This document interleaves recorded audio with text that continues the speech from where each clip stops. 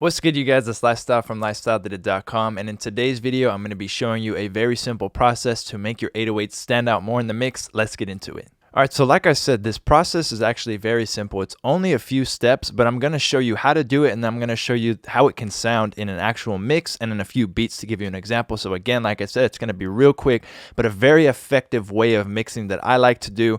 Keep it simple. Let me show you guys. So this is the free 808 pack. There's 22 808s in this pack, completely free. You could download it. There's a link in the description. They're all made completely from scratch in Serum and then ran through a bunch of different plugins and saturations that I liked to make them sound nice, give them harmonics, and make them hit. So let's just audition a few. Let's find one that we want to use for the video.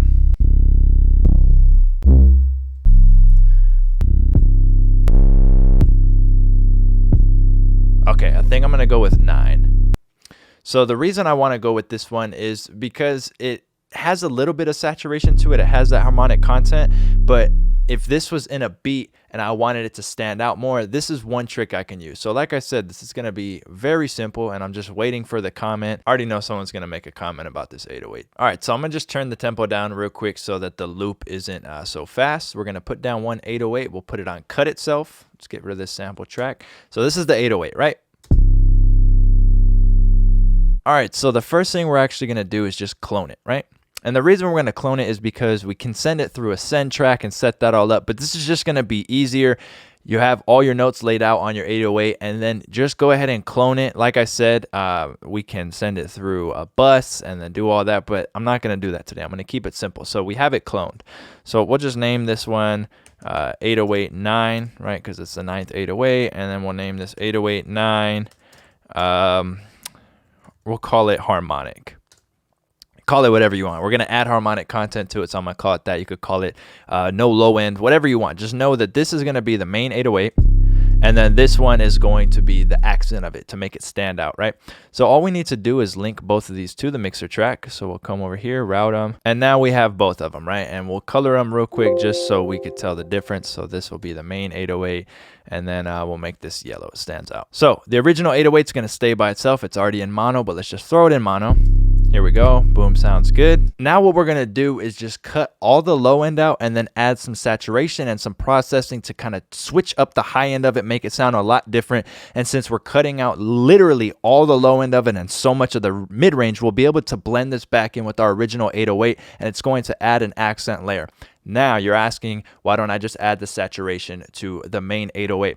Well, I want that 808 to be powerful. I don't want it to change too much, and the amount of saturation that I'm about to add would really just make that 808 sound bad, and I can't really back it off. I can use the blend knob, but it's going to be accenting so much of it, where on this one, it's literally like doing parallel processing. I can destroy it, I can add a bunch of effects to it, and then blend it back in, and it's just quick and easy. So I'm going to get Waves Kramer, and we'll use Fruity Fast Distortion and other things after this, but I just want to show you with this one. So let's go ahead and just push it in a lot. Make it sound nasty, right?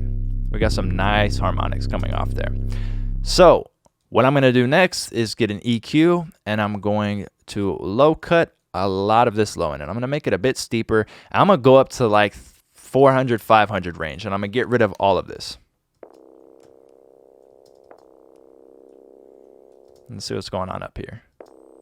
We have a ring up here, so I'm actually just going to go ahead and use a shelf and cut that out.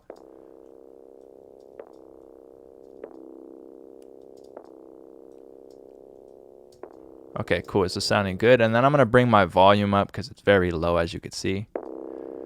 Right? So let's just blend this in and show you what this sounds like. So this is with it off. Let's turn it on. Let's go ahead and throw it in mono as well, and let's bring it up a little bit more. So off, on. You can see it already makes it stand out so much. So with this harmonic track, we can actually do a lot to it, especially since we cut out so much of this low end that there's nothing down there and nothing in the mid-range. We can get kind of creative and start to add, different chains to this, so much more distortion. So let's just add a Fruity Fast Distortion after the fact, right? Just have fun with it, create something cool to mix back in.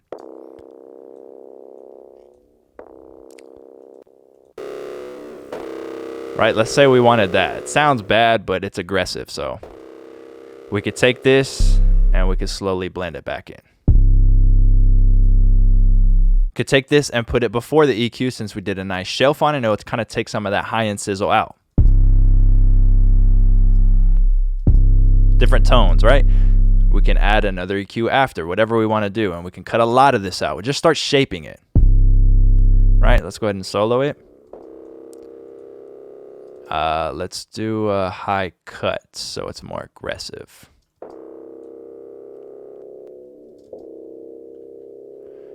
We'll give it a bit of a cue.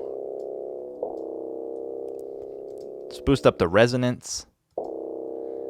Right, now let's blend that back in. So we'll start with it off and then we'll bring it in.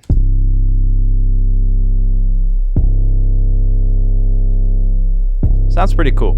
Turn it off. Back on.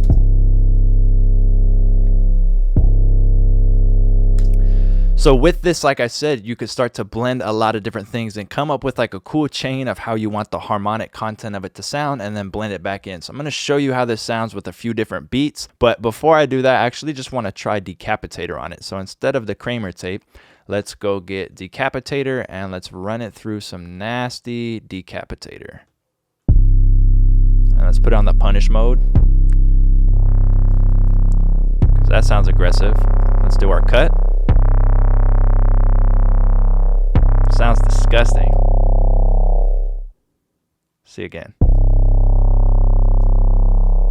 We should back that punish knob off. We went a little too wild. Take it out.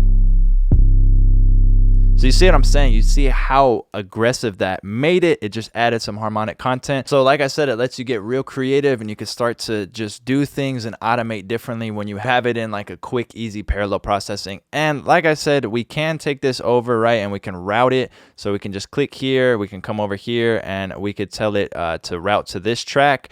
And then over here, it'll be affecting the same way. We could do it that way, but I like to keep it simple and look at it easily because just cloning it does the same thing. I don't want any low frequencies in this second duplicated version of it, right? It's just meant to be an accent. Kind of think of it like you're creating a texture to put on top of the 808 that's not necessarily the exact same 808. And it just makes having your 808 stand out be very easy and really fun to do.